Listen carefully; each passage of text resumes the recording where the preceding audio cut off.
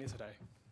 Yeah, it was really exciting to be out there on such a big stage like that. I always enjoy and treasure those atmospheres, And I thought I've been competing really well lately, and I'm happy to pull through that. I thought I've been focusing really well, training hard, playing well, and I'm happy to see the results. And at the same time, just try to see how long I can keep doing it day after day. Thank you. Hands up for questions, please. Thank you. Hey Jensen, this is Vinay for Inside Tennis. So did yesterday's Mackey's win against Rafa affect your mindset in any way coming into this match?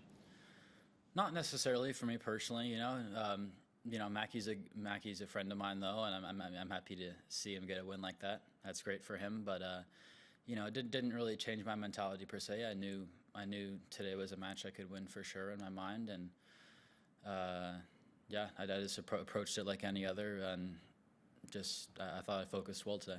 Yeah. Yep. Thank you. Michael Kozel from The Age. You looked pretty spent at the end of that third set, especially after losing those 3 match points. What happened in that towards the end of that set, and then also how'd you turn it around in the break?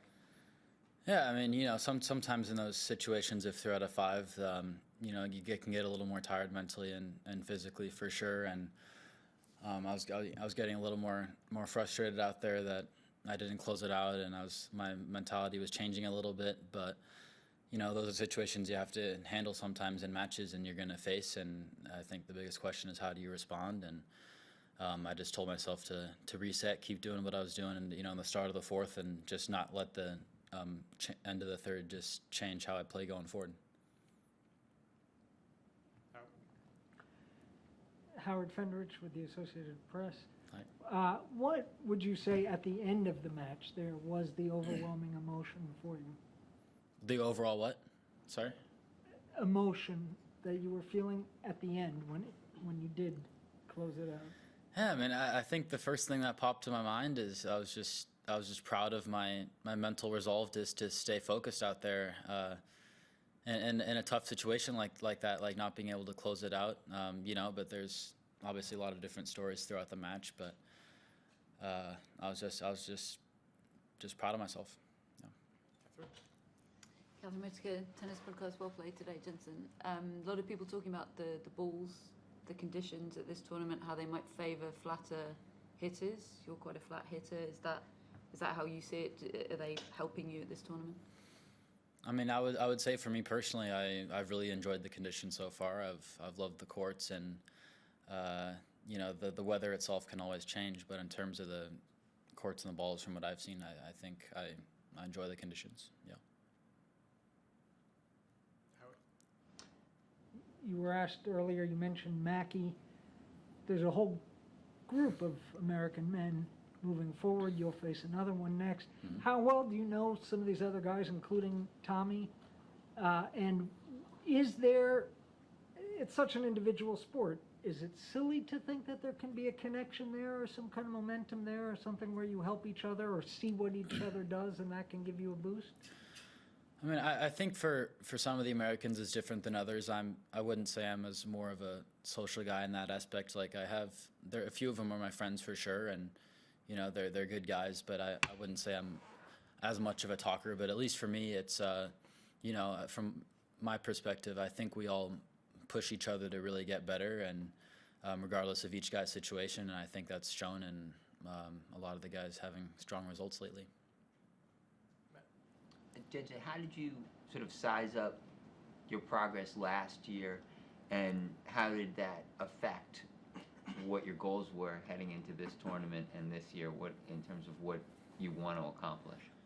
Yeah, I mean, I sat down with my team, and we chatted a little bit. Kept it pretty simple. I think of it being my first full year on the tour, like I've said before, and there's a lot of different things you've had to learn going into that, and I think it's just not making the same mistake twice in any part of the process is really important, and what things to keep the focus on, regardless of whether you're at home training or on the road, and dealing with different situations, how to handle that better, I think is the biggest goal of this year.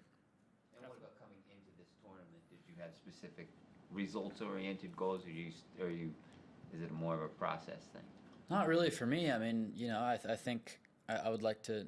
I believe I'm a great competitor, and I want to win every time I step on the court. But in terms of results based, I didn't really set any certain goals. I mean, obviously, I want to, you know, win big matches and get as high as I can, and I believe I can. But I didn't set any terms of ranking goals. But I was confident with my first tournament of the year in Auckland. You know, with a solid result there, making the semis, and just wanted to keep building off that heading into this tournament. And so far, I've done that. Catherine? I just wanted to ask about that when Andy Murray tweeted about you.